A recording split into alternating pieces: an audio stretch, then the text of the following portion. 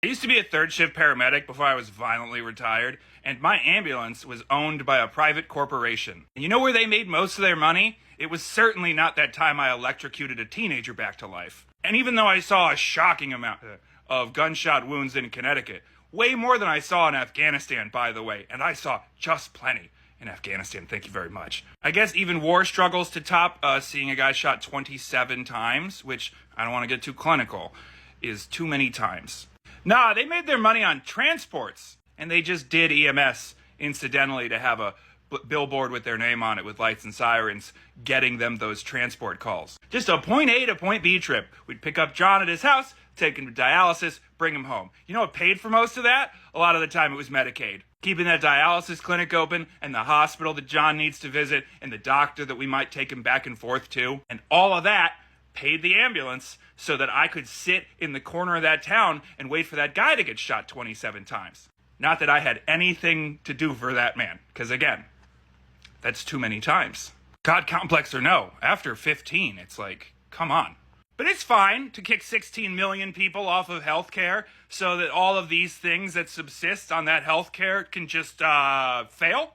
All these hospitals that are going to shut down all across these rural areas, all those people are still going to need healthcare. So they're just going to take a longer distance to go to a hospital that still exists. And then all the people who need that hospital are also going to suffer. And we got to sit here and watch these dinosaurs be like, oh humph, I call this meeting of the Senate to order.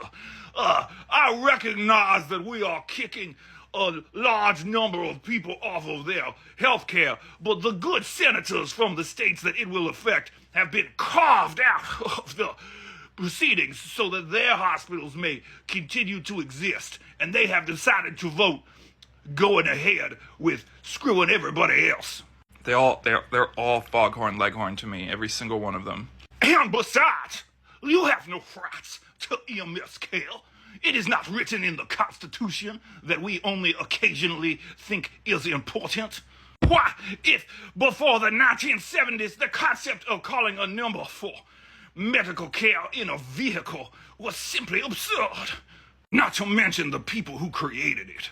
That was I was doing a racism there because we can thank black people for creating the modern concept of ambulances. I would recommend a movie for you to see, but Bill Cosby stars in it, so that's unfortunate. But fun fact, before a bunch of black people were like, what if we put medicine inside of vehicles the way the army does, but civilian style, for money? Before that, you'd just either call a doctor to your house, or you would just get your loved one to a hospital, or you could call a coroner, and they would show up with their hearse. Anyway, thank you, black people of the 1970s, and also modern war, for creating paramedics out of medics, out of nurses, out of mortuary affairs. So, what a wonderful journey we've been on. It's too bad that rich people don't think that they need EMS, because maybe then they'd have a little pause here before they throw a big rock into it. I'll tell you what, in my job, it didn't seem to matter how much fucking Bitcoin you had. You still had medical emergencies. I showed up for people in the street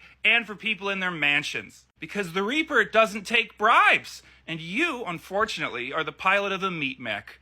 And that meat mech was designed by random advantageous mutation. And that means it's going to break a lot. And you need a meat mech mechanic like me to fix it. Also, fun fact, paramedics are covered under the Department of Transportation because they're in vehicles. So that's just a funny little aside. Everything we do about healthcare in this country is dumb. Anyway, when these dinosaurs vote for the meteor so that they can pay a little bit less taxes and have the entire country work less good, maybe this time we remember who did it to us, huh? Yeah, when it takes 45 minutes to get an ambulance and then you got to drive another 45 because all the hospitals are closed down, even though things like stroke, cardiac arrest, and trauma require way smaller response times than that to have optimal outcomes. Maybe we remember this time. Anyway, good talk. Keep that meat mech hydrated.